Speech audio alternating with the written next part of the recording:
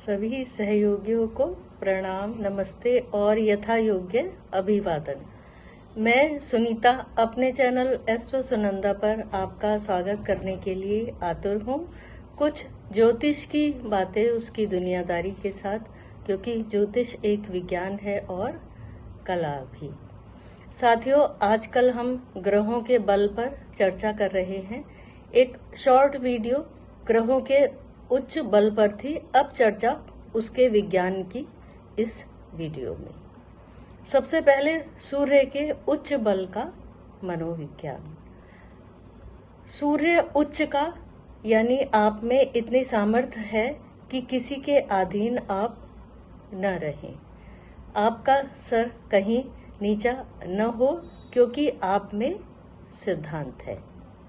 चंद्रमा उच्च का यानी आपका मन इतना विशाल है, आप कभी किसी का दिल नहीं दुखाएंगे, आप सबकी कोमल भावनाओं की कद्र करेंगे, कभी भावनात्मक स्तर पर किसी को ठेस न पहुंचे, इसका सदैव आपको भान रहेगा।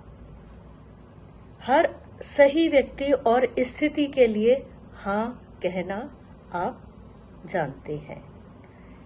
आप में पलायन की प्रवृत्ति नहीं है।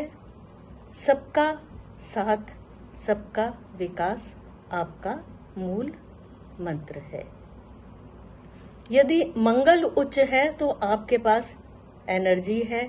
आप एक फौजी की तरह किसी के रक्षक बन सकते हैं। आप शक्ति से ओतप्रोत हैं, जिसे अच्छे ध्येय में आप लगाना जानते हैं। बुध उच्च का है तो आप एक खुश मिजाज इंसान हैं। आपने अपने आप में खुश रहने की कला सीखी है। बाह्य वातावरण आप पर नहीं हावी हो पाता।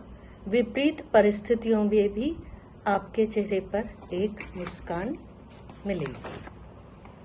उच्च का बृहस्पति इंसान को समझदार बनाता है। अच्छे बुरे सही गलत को आप समझ सकते हैं। आप में एक समदृष्टि है। शुक्र उच्च का होने पर व्यक्ति राजसी प्रवृत्ति का एक संपन्न जीवन जीने की कला जानने वाला होता है। वो जानता है जीवन में क्वालिटी किसे कहते हैं, जीवन में क्या क्या होना चाहिए। शनि उच्च का होने पर व्यक्ति स्वयं के साथ कभी अन्याय नहीं करता। वो जानता है उसे क्या पाना है और अपनी मेहनत से पाना है। वो धीरे धीरे सही रास्ते से अपने मंजिल की तरफ बढ़ता रहता है। वो कुत्सित जीवन से कोसों दूर रहना चाहता है, अतः उसमें दूसरों के लिए भी अन्यायी प्रवृत्ति या अत्याचारी प्रवृत्ति नहीं होती। अब एक बात और जानने योग्य है, ग्रहों के बल से ही संबंधित क्या इतना ही जानना पर्याप्त है कि ग्रह उच्च का है उससे सब अच्छा हो जाएगा? हमने कुंडली के 12 भावों की चर्चा की, उसमें सबसे सुंदर स्थान और शुभ 1, 5, 9 है। पहला घर आप स्वयं, 5वां स्थान आपकी बुद्धि और 9वां आपका धर्म है। अतः इन उच्च ग्रहों के इस स्थान का आधिपत्य अगर मिलता है तो वो शुभ ग्रह होंगे।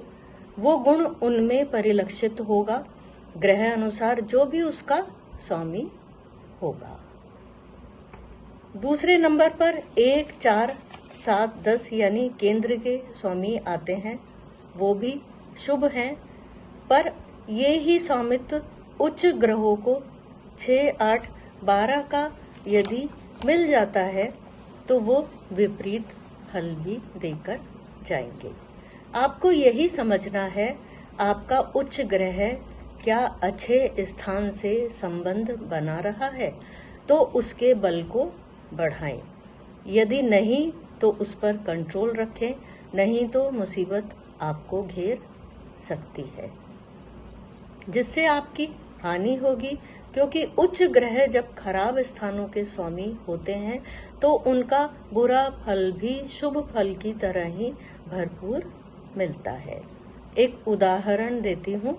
सूर्य यदि बुरे स्थान का स्वामी है तो आप ओवर कॉन्फिडेंस का शिकार हो जाएंगे और आप सिद्धांतों को छोड़कर पतन के रास्ते की तरफ चल देंगे। एक बात हमेशा ध्यान रखें, कर्म मुख्य है।